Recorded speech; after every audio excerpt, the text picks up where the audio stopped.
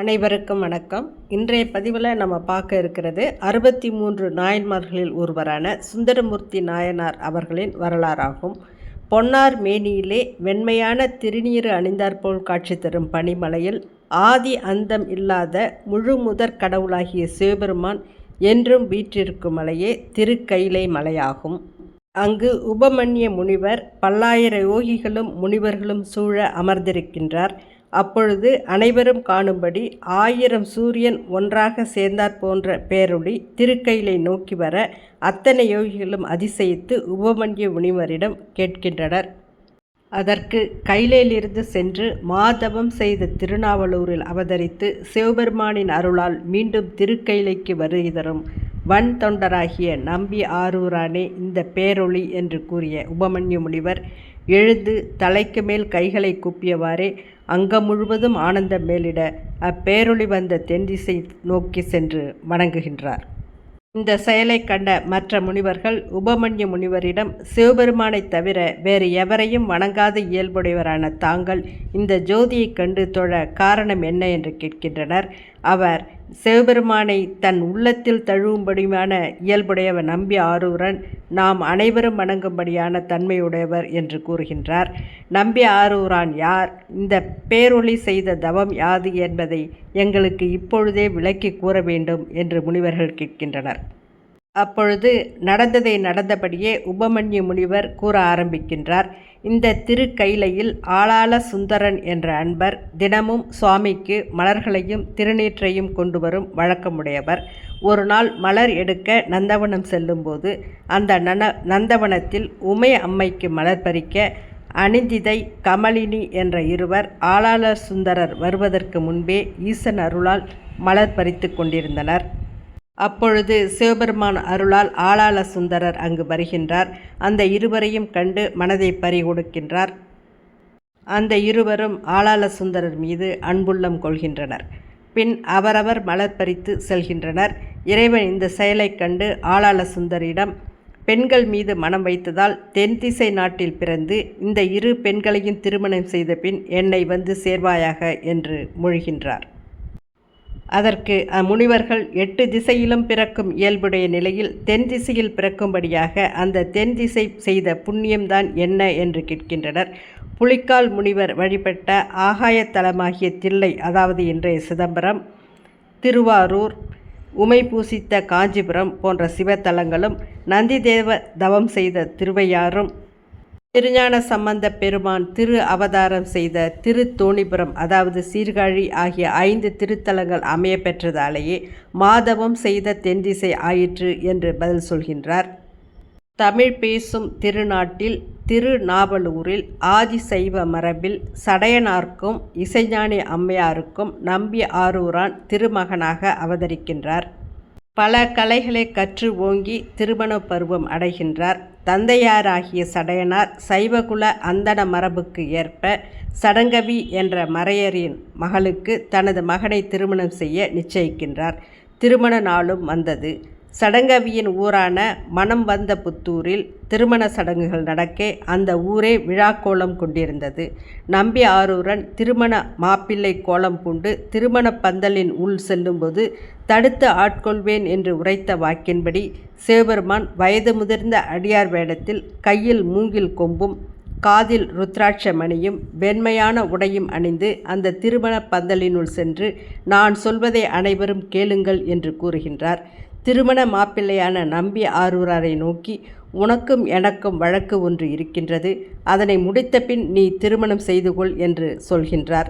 நம்பி ஆரூராரும் உமது வழக்கினை கூறுங்கள், அந்த வழக்கை முடித்த பின் திருமணம் செய்கின்றேன் என்று கூற அம்முதியோன் இந்த நாவலூர் நகர் நம்பி ஆரூரன் என் அடிமை என்று கூறுகின்றார். அந்த மொழி கேட்டு நம்பி ஆரூரன் சிரித்தார். அந்நிலையில் அம்முதியோன் உன் தந்தைக்கு தந்தை எனக்கு எழுதி கொடுத்த அடிமை சாசன ஓலை என்னிடம் இருக்கின்றது என்று கூறுகின்றார். அதனை கேட்ட நம்பி ஆரூரர் அந்தணர்கள் வேறொரு அந்தணருக்கு அடிமையாவது நீர் சொல்லித்தான் கேட்கிறேன், இவ்வாறு சொல்லும் நீர் பித்தரோ என்கின்றார். அதற்கு அந்த முதியோர் பித்தன் பேயன் என்று என்னை எப்படி வேண்டுமானாலும் சொல், கவலையில்லை, இவ்வாறு நீ பேசுவது என்னை நீ இன்னும் தெரிந்து கொள்ளவில்லை என்பதை காட்டுகிறது, எனக்கு பணி செய்ய வா என்கின்றார். நம்பி ஆரூராருக்கு முதியவரை பார்த்தால் உள்ளம் உருகுதலும் அவரின் பேச்சு கோபத்தை தூண்டும் வண்ணமும் இருந்தது. பின் முதியவரை நோக்கி அந்த ஓலையை காட்டும்படி கேட்க, இந்த ஓலையை சபை முன்பே அனைவரிடமும் காட்டுவேன் என்று முதியவர் கூறும்போது, நம்பி ஆரூரான் விரைந்து அந்த ஓலையை பறிக்க முற்பட அச்செயலை கண்ட முதியவர் திருமண பந்தலின் உள் ஓடுகின்றார். திருமாலும் பிரம்மனும் அடிமுடி தேடி காண முடியாத சிவபெருமானை நம்பி ஆரூரான் விரட்டி பிடித்து அந்த முதியவரிடம் இருந்த ஓலையை பிடித்து வாங்கி கிழித்து விடுகின்றார். சுற்றத்தார்கள் அனைவரும் கூடி இருவரையும் விலக்கி அம்மறை முதியோரிடம் உமது ஊர் எது என கேட்க, அவர் அருகில் உள்ள திருவெண்ணெய்நல்லூர் என்று கூறுகின்றார். அந்த சுற்றத்தார் அனைவரும் அந்த ஊருக்கு சென்று இந்த வழக்கை முடிக்கலாம் என்று கூற, அம்முதியோரும் நம்பி ஆரூராரிடம் திருவெண்ணெய்நல்லூரில் உள்ள புனித 4 மறையவர்களிடம் நான் வைத்திருக்கும் மூல ஓலையை காட்டி உன்னை அடிமையாக கொள்வேன் என்று கூறி திருவெண்ணெய்நல்லூர் நோக்கி புறப்படுகின்றார். நம்பி ஆரூராரும் சுற்றத்தாரும் காந்தத்தால் இழுக்கப்பட்ட இரும்பினைப் போல அந்த மறை முதியோரின் பின் செல்கின்றனர். திருவெண்ணெய்நல்லூரில் அவை முன் மறையவர்கள் நம்பி ஆரூரிடம் ஓலையை கிழித்தது முறையோ என கேட்டனர். நம்பி ஆரூரர், ஐயா, ஆதிசைவ மரபினனாகிய நான் அடிமையாவது எவ்வாறு? இவர் கூறுவது மாயையாக இருக்கின்றது, எனக்கு ஒன்றும் புரியவில்லை என்று கூறுகின்றார். அவையோர் முதியோரை நோக்கி சான்று காட்டுவீர் என்கின்றனர். அவையோரை நோக்கி முதியவர், ஏற்கனவே கிழித்த ஓலையின் மூல ஓலை என்னிடம் இருக்கின்றது. அந்த ஓலையை சபை முன் காட்டினால் முன்போல் கிழிக்காமல் படிப்பீர்களா? அம்மூல ஓலையை காட்டுகிறேன் என கூற கேட்ட சபையினர், நாங்கள் தீது வராதபடி பார்த்து கொள்கிறோம் என்று உறுதியளித்தனர். அந்த ஓலையை முதியோர் கொடுக்க, கரணத்தான் அதாவது எழுத்தர் அச்சபையில் வாசிக்கின்றார். அதில் நாவலூரில் வாழும் ஆதிசைவனாகிய நான் பெருமுனி வெண்ணெய்நல்லூர் பித்தனுக்கு நானும் கிளை கிளையாய் என் மரபில் வருவோரும் வழியழியே தொண்டு செய்து வருவோம். இது உள்ளமும் செயலும் ஒன்றி எழுது கொடுத்த சாசனம். இது என்னுடைய கையெழுத்து என உறுதி செய்து கையெழுத்திட்ட இருப்பதையும் கூறுகின்றார். அது கேட்ட சபையினர் சாட்சி கையெழுத்து உள்ளதா என்று சரிபார்த்த பின் நம்பி ஆரூராரின் பாட்டனார் கையெழுத்து அவருடையதா என சரிபார்க்க, முன்னாளில் அவர் கைப்பட எழுதி கொடுத்த ஓலையை பாதுகாப்பு பெட்டகத்திலிருந்து கொண்டு வர செய்து அந்த ஓலையில் உள்ள கையெழுத்தும் ஒன்றாக இருப்பதைக் கண்டு நம்பி ஆரூராரை நோக்கி, இனி இவ்வழக்கில் நீர் தோற்றுவிட்டீர், இந்த முதியவரின் ஏவல்படி நடக்கவும் என்று தீர்ப்பு கூறுகின்றார்கள். நம்பி ஆரூராரும் அந்த தீர்ப்பை ஏற்றுக்கொள்கின்றார். அந்த சபையின் மறையோர் முதியவரை நோக்கி, உமது மூல ஓலையில் உங்களது ஊர் திருவெண்ணெய்நல்லூர் என்று இருக்கின்றது. எனவே நீங்கள் இருக்கும் வீட்டையும் உங்களது வாழ்க்கை முறையையும் எங்களுக்கு காட்டுங்கள் என்று கூறுகின்றனர். அந்த புண்ணிய முனிவர், என்னை ஒருவரும் அறியவில்லை, சரி என்னுடன் வாருங்கள் எழுந்து முழிந்து செல்ல, நம்பி ஆரூராரும் அனைவரும் பின்தொடர அம்மறை முதியோர் திரு அருட்துறை திருக்கோயில் புகுந்து மறைந்து விட்டார். நம்பி ஆரூரார் சுவாமியை நினைத்து பெரு விருப்பத்தோடு அழைக்க, விடை மீது உமையுடன் சிவபெருமான் காட்சி தந்து அருள்கின்றார். அப்போது சிவபெருமான், முன்பு நீ நமக்கு தொண்டன், உன் விருப்பத்தாலே எனது கட்டளைப்படி பிறந்தாய். இந்த மண்ணில் தொல்லை இரும் பிறவி உன்னை தொடராமல் அனைவரின் முன்பு உன்னை தடுத்து ஆட்கொண்டோம் என்கின்றார். அந்த மொழி கேட்ட சுந்தரர் ஈன்ற தாய் பசுவினை கண்ட கன்று போல் கதறி தொழுது தலைமேல் கைகூப்பியவாறே, கூத்த பெருமானே என்னை ஆட்கொண்டது என்று கதறிய போது 5 வித ஓசை முழங்க விண்ணவர்கள் பூமழை பொழிந்தனர். மேலும் சிவபெருமான், நீ என்னை வன்மொழிகளால் பேசியதால் வன் தொண்டன் என்று அழைக்கப்படுவாய். பாட்டுதான் எனக்கு அர்ச்சனையாகும். எனவே செந்தமிழால் நம்மை பாடு என்றார். நம்பி ஆரூரர், கோதிலா அமுதே குணப்பெருங்கடலை, நாயேன் ஒன்றும் அறியாதவன் எப்படி உன்னை பாடுவேன் என உரைத்தார். இந்த மொழி கேட்ட சுவாமி, முன் என்னை பித்தன் என்றே கூறினாய், ஆதலால் பித்தன் என்றே பாடுவாயாக என்றார். பெருந்தொண்டரான நம்பி ஆரூரர் பித்தா பிறை சூடி என தொடங்கி உலகெல்லாம் உய்யும்படியாக திருப்பதிகம் பாடினார். அத்திருப்பதிகத்தை செவிமடித்த சிவபெருமான், இந்த உலகினில் நாம் புகழ்பாடு என அருள் செய்தார். பின் நம்பி ஆரூரார் தனது பிறந்த ஊரான திருநாவலூரில் உள்ள திருக்கோயிலுக்கு சென்று திருப்பதிகம் பாடினார். பின் திருத்துறையூர் சென்றும் திருவதிகை, திருமாணிக்குழி, திருத்திணை நகர் ஆகிய பதிகளை வணங்கி தில்லையில் வடக்கு வாயில் வழியே திருக்கோயில் உள் சென்று கூத்த பெருமானை கண்டு பேரின்ப வெள்ளத்துள் திளைத்து மகிழ்ந்தார். பின் சீர்காழி, திருக்கோலக்கா, திருப்புன்கூர், மயிலாடுதுறை, அம்பர் மாகாளம், திருப்புகலூர் ஆகிய ஊரிலுள்ள சிவபதிகளை வணங்கி திருவாரூர் சென்றடைந்தார். ஆழித்தேர் ஓடும் திருவீதியை உடைய திருவாரூர் அடியவர்க்கு சிவபெருமான் ஆறாத காதலினால் ஆரூரன் என்னை காண வருகின்றான், அவனை மகிழ்ச்சி பொங்க வரவேற்று எதிர்கொள்வீர் என்று அருள் செய்தார். உடனே வீதிகளில் நீர் தெளித்து பந்தல் தோரணங்கள் அமைத்து மங்கள கீதம் பாட இன்னிசை முழங்க பெண்கள் நாட்டியம் பயில திருவாரூர் நகரில் வாழ்வோர்கள் நம்பி ஆரூரரை எதிர்கொண்டு வரவேற்றனர்.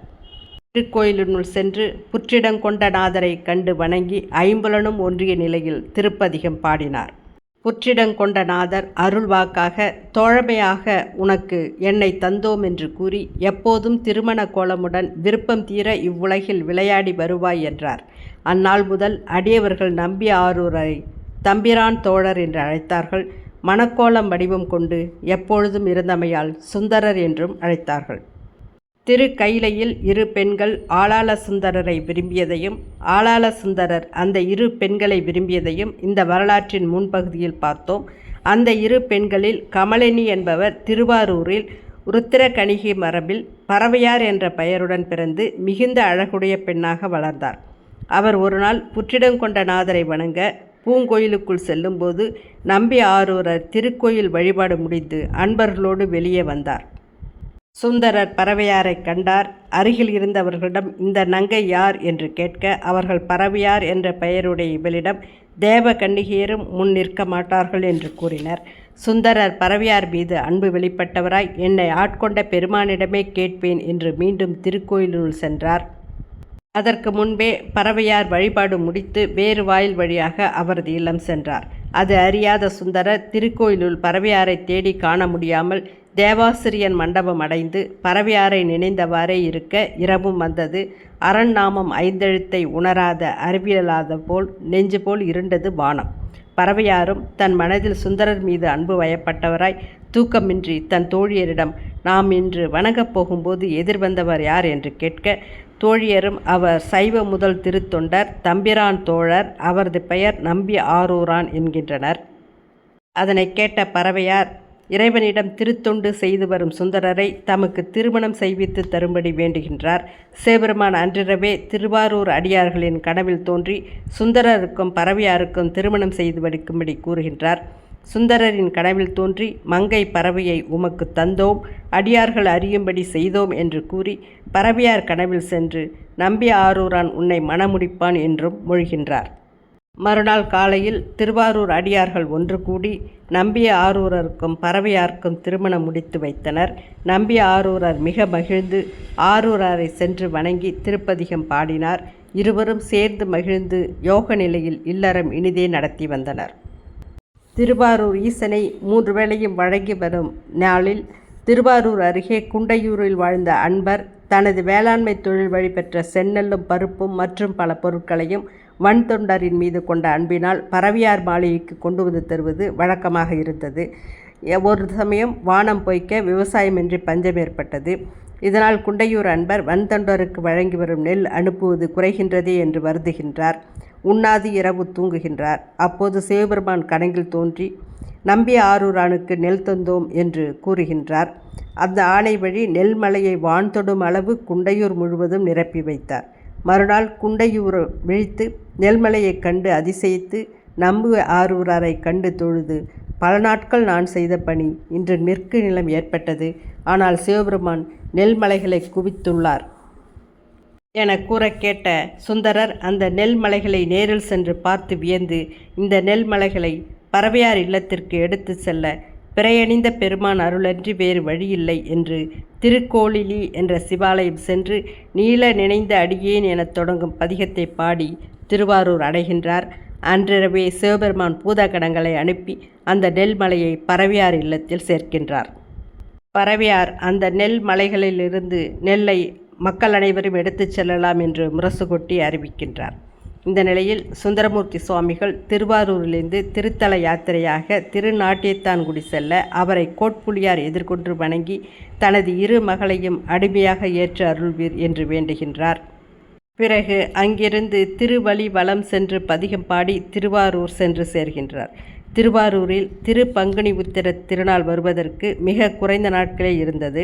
அந்த விழாவிற்கு பரமையாரின் திருத்தொண்டிற்கு பொன் பெற்று வருவதற்காக சுந்தரர் திருப்புகலூர் சென்று அருள்மிகு அக்னீஸ்வரரை வணங்கி திருப்பதிகம் பாடுகின்றார். திருவருளால் உறக்கம் வர அத்திருக்கோயிலில் உள்ள ஒரு ஓரத்தில் திருப்பணிக்கு பயன்படும் செங்கற்களை ஒன்று திரட்டி மேடை போல் உயரம் அமைத்து அதன் மீது வெள்ளை துணியை விரித்து துயில் கொண்டார். அவரை சுற்றியிருந்த அன்பர்களும் துயில் கொண்டனர். அப்போது வெற்றி விடையவன் அருளால் நம்பி ஆரூரார் படுத்திருந்த செங்கற்கள் அனைத்தும் தங்கக்கட்டிகளாக மாறுகின்றன. உறக்கம் நீங்கி எழுந்த சுந்தரர் பேரன்புடன் மீண்டும் திருப்புகழரனை தம்மையே புகழ்ந்து எனத் தொடங்கும் பதிகம் பாடி வணங்கி திருப்பனையூர் செல்கின்றார். திருப்பனையூர் திருக்கோயில் செல்லும் முன் கூத்தப்பெருமான் எதிர்காட்சி தந்தருள நம்பி ஆரூரான் வீழ்ந்து வணங்கி திருக்கோயிலுள் உள் சென்று ஆடுமாறு வல்லார் என இறைவனை துதித்தார். அப்பனையூர் அடியவர்கள் தங்க கட்டிகளை சுமந்து வந்து திருவாரூர் பரவையார் இல்லத்தில் சேர்க்கின்றனர். நம்பி ஆரூரால் பல சிவாலயங்களை வணங்கி திருவையாறு வணங்கி திருப்பூந்துரித்து வழிபட்டு திரு ஆலம்பொழில் சிவாலயத்தை வணங்கி அங்கு இரவு பள்ளி கொண்டார். அப்போது கனவில் மழப்பாடியினில் வருவதற்கு நினைக்க மறந்தாயோ என்று இறைவன் காட்சியளிக்க விழித்தெழுந்து உடனே காவிரி வடகரை அடைந்து திருமழப்பாடியை அணைந்தார். திருக்கோபுரம் கண்டு வீழ்ந்து வணங்கி கருணையே வடிவான சிவபெருமானின் அருள் திறத்தினை போற்றி பொன்னார் மேனியனே எனத் தொடங்கும் திருப்பதிகம் பாடினார். திருப்பாச்சலாச்சிரமம், திருப்பைஞ்சீலி, திருப்பாண்டி கொடுமுடி போன்ற பல ஆலயங்களை தரிசித்து பதிகம் பாடுகின்றார். கோயமுத்தூர் அருகே பேரூர் அருள்மிகு பட்டீஸ்வரர் திருக்கோயிலையும் தரிசித்து பதிகம் பாடுகின்றார். பிறகு திருக்கூடலையாற்றூர் செல்ல நினைத்தவாறே ஆனால் அந்த பதியை மறந்துவிட்டு திருமுதுகுன்றம் செல்லும் பாதையில் செல்கின்றார். அந்த வழியில் சிவபெருமான் வேதியர் வடிவில் நின்று கொண்டிருந்தார். நம்பி ஆரூரார் அந்த வேதியரை நோக்கி திருமுதுகுன்றம் செல்லும் வழியை எனக்கு சொல்லுங்கள் என்று கேட்க வேதியர் திருக்கூடலையாற்றூர் செல்லும் வழியை காட்டி துணையாய் கோவில் வரை வந்து காட்டி மறைந்தார். தம்பிரான் தோழர் திகைத்தபடி ஆறாத இன்பத்துடன் இறைவனை தொழுது வடிவுடை மழு என்று தொடங்கும் பதியத்தை ஏத்திப்பாடி திருமுதுகுன்றம் நோக்கி செல்கின்றார். பிறகு திருமுதுகுன்றம் சென்று பழமலைநாதரை வணங்கி போற்றி பதிகங்களை பாடுகின்றார். 12,000 பொன் இறைவன் வழங்குகின்றார். அந்த பொன்னை பெற்ற நம்பி சிவபெருமானிடம் இந்த பொன் எல்லாம் திருவாரூரில் உள்ளோர் அனைவரும் மிரண்டு வியந்து போகும்படி அங்கே வர வேண்டும் என்று வேண்டுகின்றார். வேண்டுவர்க்கு வேண்டுவதே ஈசனாகிய சிவபெருமான் பணி. எனவே இந்த மணிமுத்தாற்றில் இப்பொன்னை இட்டு திருவாரூர் குளத்தில் பெற்றுக்கொள் என்று பணிக்கின்றார். நம்பி ஆரூரும் பொன் குவேலிலிருந்து சிறிதளவு பொன்னை வெட்டி அதாவது மாதிரி பார்ப்பதற்காக எடுத்துக்கொண்டு என்னை ஆட்கொண்ட அருளை இதழ் மூலம் அறிவேன் என்று நினைத்தவாறே மணிமுத்தாற்றில் பொன் குவியலை இடுகின்றார். பின்னர் தில்லையம்பதி புலிக்கால் முனிவர் பூசித்த புலியூராகிய தில்லையையும் பரியலூரையும் தரிசித்து பதிகம் பாடி திருவாரூரை சென்றடைகின்றார். நம்பி ஆரூரார் பூங்கோயிலில் உள் சென்று திருமூலட்டானம் பணிந்து தனது மனைவி பரமையாரின் மாளிகைக்கு சென்றார். திருவாரூர் பெருமானை வணங்கி வந்த நாட்களில் ஒரு நாள் பரவையாரிடம் இறைவன் தமக்கு திருமுதுகுன்றத்தில் 12,000 பொன் வழங்கியதையும் அந்த பொன்னை மணிமுத்தாற்றில் இற்று நம் திருவாரூர் குளத்தில் எடுக்க இருப்பதை கூறி பரவையாரை அழைத்து கொண்டு திருக்குளத்தில் அருகில் சென்று வடக்கு திசையில் பரவையாரை நிற்கும்படி கூறி சடையனாரை கைத்தொழுது வணங்கியவாறே திருக்குளத்தில் இறங்கி அப்போது குளத்தில் போட்டு எடுப்பவர் போல் கையை விட்டு தடவினார். அதனை கண்ட பரவையார் ஆற்றில் இட்டு குளத்தில் தேடும் செயல் சரியோ சொல்லுங்கள் என்று கேட்கின்றார். சுந்தரர் இறைவனை ஒன்றுபட்ட மனதால் நனைந்து பொன் செய்த மேனியினீர் எனத் தொடங்கும் திருப்பதிகத்தை பாடினார். அப்போது பொன் திரள் தானே குளத்திலிருந்து வெளியே வந்தது. திருவாரூர் மக்கள் அதிசயித்து வணங்க வானில் மலர் மழை பொழிந்தது. பின்னர் பல பதிகளை தரிசித்து திருக்குறுகாவூர் செல்கின்றார். நம்பியாரூருக்கு தண்ணீர் தாகமும் பசியும் வந்த நிலையில் கருத்தறிந்து முடிப்பானாகிய சிவபெருமான் தண்ணீர் மற்றும் பொதி சோற்றுடன் மதை ஓரும் வேதியர் வடிவுடன் குளிர்ந்த பந்தலை அமைத்து நம்பியை எதிர்பார்த்து அமர்ந்திருந்தார். நம்பியாரூரார் அந்த பந்தலில் நுழைந்து மறை வேதியரை கண்டவுடன் முதல் வார்த்தையாக சிவாய நம என பேசுகின்றார். வேதியர் பொதிசோறும் குளிர்ந்த நீளும் அருந்தி இளப்பார கூறுகிறார். தம்முடன் வந்த அன்பர்களுடன் பொதிசோறு உண்ணும் பொழுது அது குறையாது பெருகியபடி இருந்தது. சிவபெருமானின் திருவருள் போல் குளிர்ச்சியாக இருந்த குடிநீரை அனைவரும் அருந்தி மகிழ்ச்சி பொங்க திருவருளின் திறத்தை போற்றி மகிழ்ந்து உறக்கம் கொண்டனர். வேதியர் பந்தலோடு மறைந்து அருள்கின்றார். திருநாவலூர் மன்னரான நம்பி ஆரூராய் விழித்தெழுந்து பார்க்கும்போது வேதியரையும் பந்தலையும் காணாது இறைவன் தனக்காக செய்த அருட்செயலை நினைந்து மகிழ்ந்து இத்தனை யாமாற்றை அறிந்திலேன் என தொடங்கும் திருப்பதிகம் பாடி திருக்குறுகாவூர் அருள்மிகு வெள்ளடைநாதரை வணங்கி பதிகம் பாடிய பின் திருக்கழிப்பாலை சென்று பதிகம் பாடுகின்றார்.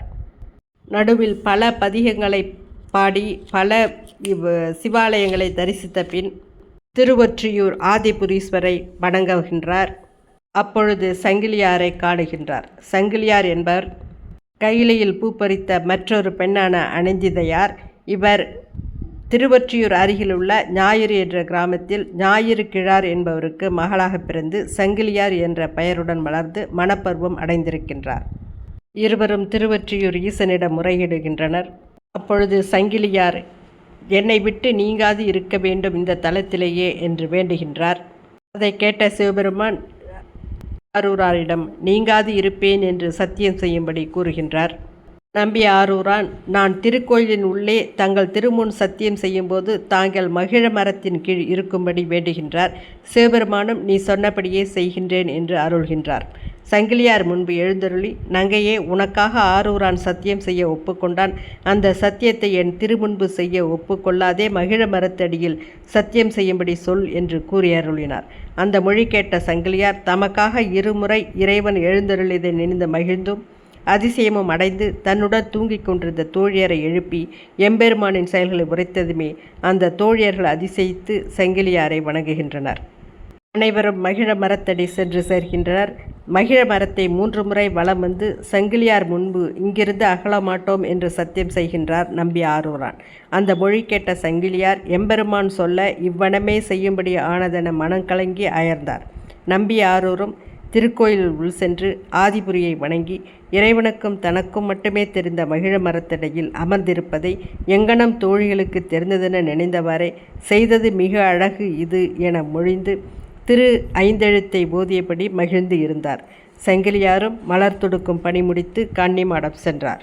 மறுநாள் இறைவன் அருளியபடி தேவர் பூமழை பொழிய பெரும் சிறப்பாக திருமணம் செய்து வைக்கின்றனர். அனைவரும் பல காலம் இன்புற்று காலந்தோறும் படம்பக்கநாதரை வணங்கி மகிழ்ந்திருக்கின்ற நாளில் நம்பி ஆரூருக்கு திருவாலூர் செல்ல வேண்டும் என்ற எண்ணம் ஏற்படுகின்றது.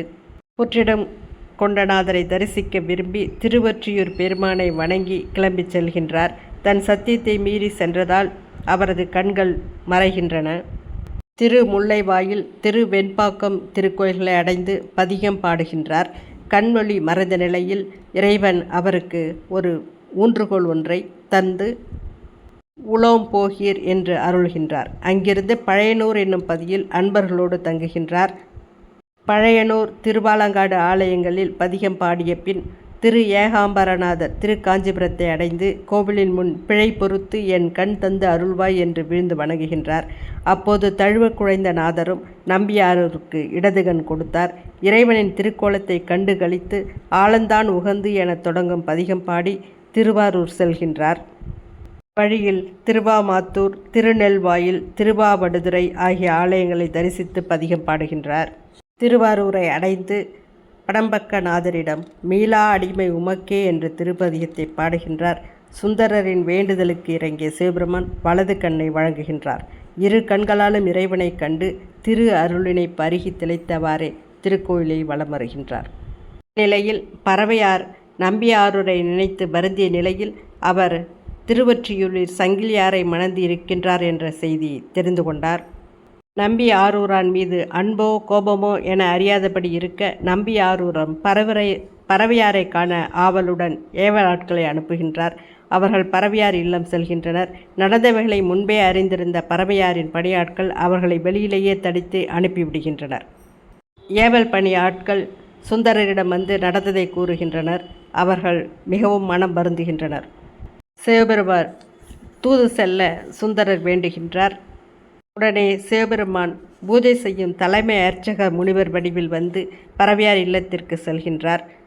அர்ச்சகராக வந்த சுவாமி பறவையாரிடம் நம்பி ஆரூரார் இங்கு வர நீ இசைய வேண்டும் என்று கூற பறவையார் நன்றி, நீர் சொன்னது இவ்வாறு கூறியது உமது பெருமைக்கு தகாது, நான் இசைய மாட்டான், நீங்கள் போங்கள் என்று வேதியராக வந்த சிவபெருமான் சிரிப்பை உட்கொண்டு நம்பியாரூரன் தவிக்கும் நிலையை காண விரும்பினார்.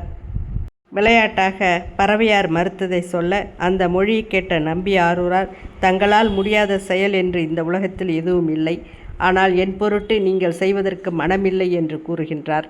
சுந்தரரின் பொருட்டு சிவபெருமான் மீண்டும் தூது செல்கின்றார் பறவையாரிடம். நம்பி ஆரூராயும் பறவையாரையும் சமாதானம் செய்து சேர்த்து வைக்கின்றார். பிறகு பல காலம் பல ஆலயங்களை தரிசித்த பின் சேரநாடு சென்று சேர்கின்றார் சேரமானுடன். சேரநாட்டில் பல ஆலயங்களை தரிசித்து பதிகங்கள் பாடுகின்றார். பிறகு அவினாஷி என்ற வீதியில் பதிகம் பாடி முதலை விழுங்கிய பாலகனை மீட்டு தருகின்றார். சுந்தரமூர்த்தி நாயனார் மொத்தம் 38,000 பதிகங்கள் பாடியதாக கூறப்படுகின்றது. ஆனால் கிடைத்தவை 100 மட்டுமே. வித்தகம் பேச வேண்டாம், விரைந்து பணி செய்ய வேண்டும் என்று இறைவன் இவரிடம் கூறினார். சுந்தரர் இறுதியில் சிவனடி சேர விருப்பம் கொண்டு பதிகம் பாடுகின்றார். சிவபெருமான் வெள்ளை யானையை சுந்தரருக்கு அனுப்ப அதில் ஏறி கைலாயம் சென்றார் என்று நம்பப்படுகின்றது. சுந்தரரின் அவதார தலம் திருநாவலூர், அவரின் முக்தி தலம் திருவஞ்சைக்களம். ஆண்டுதோறும் ஆடி மாதம் சுவாதி நட்சத்திரத்தன்று குரு பூஜை சிறப்பாக அனைத்து சிவாலயங்களிலும் கொண்டாடப்படுகின்றது. சுந்தரமூர்த்தி நாயனார் திருவடிகள் போற்றி போற்றி.